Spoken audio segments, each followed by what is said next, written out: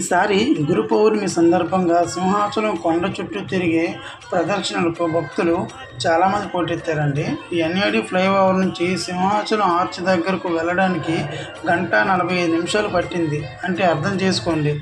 ఇక దారి పొడవునా భక్తులకు అన్నప్రసాదం ఇవ్వడం జరిగింది. కొంతమంది హనుమంతవాగ జంక్షన్ వెళ్తే ఇంకొంతమంది మాత్రం బీచ్కి వెళ్ళి అక్కడి నుంచి ఎంఏపీ మార్గం గుండా వెంకోజీపాలెం, సీతమ్మధార, మాధవధార, ఫోర్ట్ హాస్పిటల్ గుండా ఎన్ఏడి కవర్ చేస్తూ రావడం జరిగింది. అక్కడి వరకు బాగానే నడిచాం. కానీ అక్కడి నుంచి ఒక్కొక్కరికి పాదముల నొప్పులు, వాపులు ప్రారంభమయ్యాయండి. కానీ ఆ గోవిందుడి కృప వలన ఎవరు పెద్దగా ఇబ్బంది పడలేదు. ఏదో విధంగా గిరి ప్రదక్షిణలు పూర్తయిన తర్వాత కొంతమంది వెనక్కి వెళ్ళిపోయారు.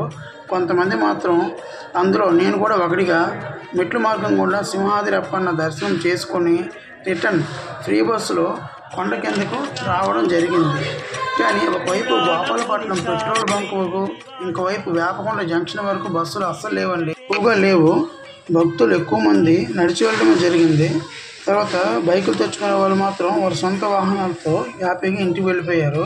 ఇక నా విషయానికి వస్తే రాత్రి 8:30 వేపకొండ జంక్షన్ వద్ద మొదలైన నా కాలినడక ప్రదక్షిణ తెల్లవారి 6:30 పూర్తయిందండి.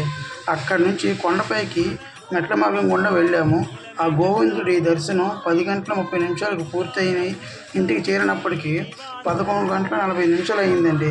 ఏది ఏమైనా 2024 గిరి ప్రదక్షిణ చాలా సంతోషంగా, భక్తి పారవశంగా జరిగింది.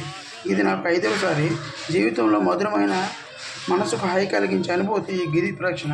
2025లో ఇంకా భక్తులు హ్యాపీగా ఎక్కువ మంది రావాలని కోరుకుంటూ గోవిందా గోవిందా.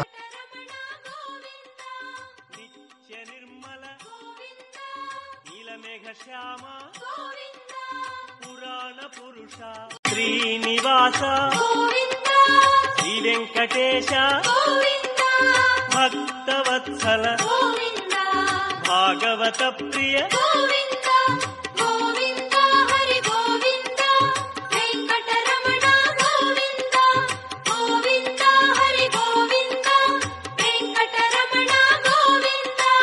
నిత్య నిర్మల నీలమేఘ శ్యామ పురాణ పురుష శ్రీనివాస శ్రీ వెంకటేశ భక్తవత్సల భాగవత ప్రియ